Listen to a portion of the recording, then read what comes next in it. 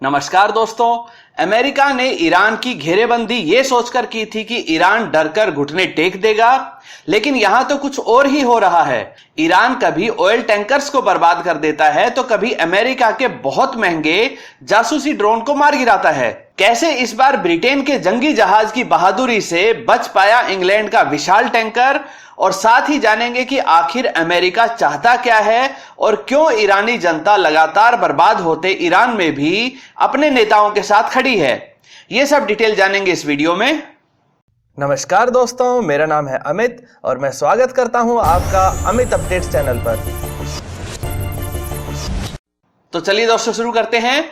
America और Iran के बीच संबंध काफी खराब चल रहे हैं। आप सभी को पता है कि ईरान को परमाणु हथियार बनाने से रोकने के लिए अमेरिका के पिछले राष्ट्रपति बराक ओबामा ने ईरान के साथ एक एग्रीमेंट साइन किया था, जिसमें ईरान के ऊपर यह पाबंदी थी कि वह लगभग सारा कॉन्सेंट्रेट किया हुआ यूरेनियम जो परमाणु हथियार बनाने के काम आता है उसे दूसरे देशों को सौंप देगा।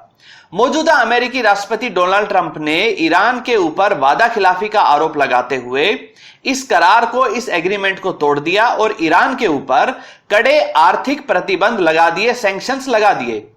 अमेरिका को उम्मीद थी कि ईरान इन प्रतिबंधों से दब जाएगा और चुपचाप अमेरिका की सारी शर्तें मान जाएगा।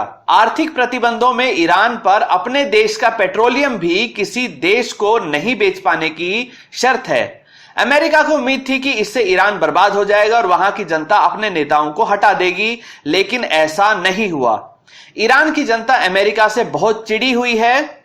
एक बार पहले भी अमेरिका ईरान के चुने हुए नेता को हटवाकर, डेमोक्रेसी को एक तरह से खत्म करवाकर अपने पसंद के नेता को ईरान के ऊपर थोप चुका है। इसलिए ईरानी जनता अमेरिका को बिल्कुल पसंद नहीं करती है और इसी कारण ईरान के हालात प्रतिबंधों की वजह से खराब होते जा रहे हैं।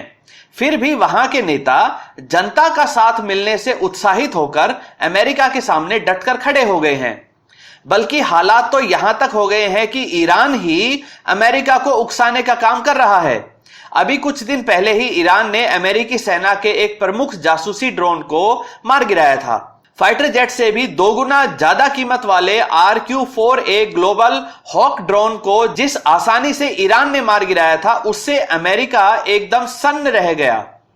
अमेरिका को समझ ही नहीं आया कि जब उसने ईरान के नजदीक अपने सबसे बड़े एयरक्राफ्ट कैरियर को भी वहां लगा रखा है, बहुत सारे प्रमुख फाइटर जेट और बॉम्बर जेट्स भी तैनात कर रखे हैं, बहुत सारे नेवल शिप्स भी तैनात कर रखे हैं, उसके बाद भी ईरान जरा सा भी नहीं डर रहा है। और तो और इस बार फिर से ईरानी समुद्री जहाजों ने अमेरिका के सबसे बड़े साथी ब्रिटेन के एक 1,40,000 टन वजनी ऑयल टैंकर को डुबोने का प्रयास किया है।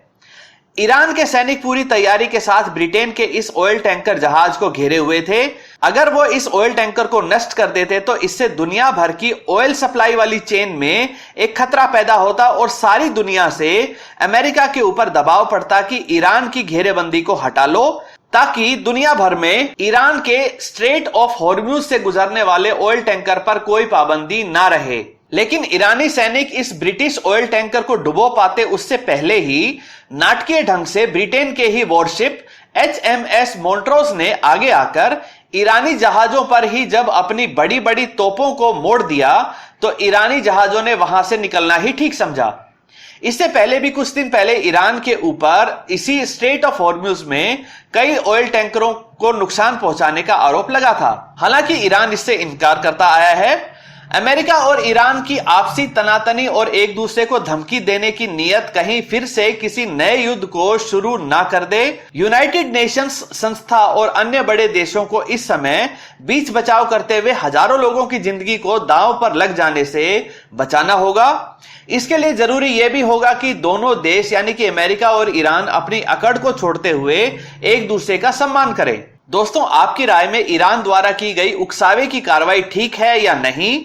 साथ ही आपके हिसाब से क्या अमेरिका को किसी भी देश में लोकतंत्र या डेमोक्रेसी को खत्म करके वहां एक पपेट गवर्नमेंट यानी कठपुतली वाली सरकार को बनवा देने की आदत को कैसे ठीक किया जा सकता है?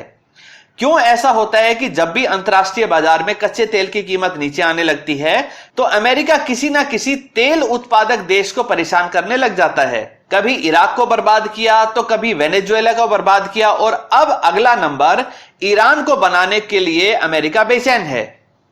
दोस्तों, उम्मीद करता हूं वीडियो आपको पसंद आई होगी। अगर यह वीडियो आपको अच्छी लगे तो इसे लाइक करिए, दोस्तों के साथ शेयर करिए और चैनल को सब्सक्राइब करना ना भूलें। नमस्कार।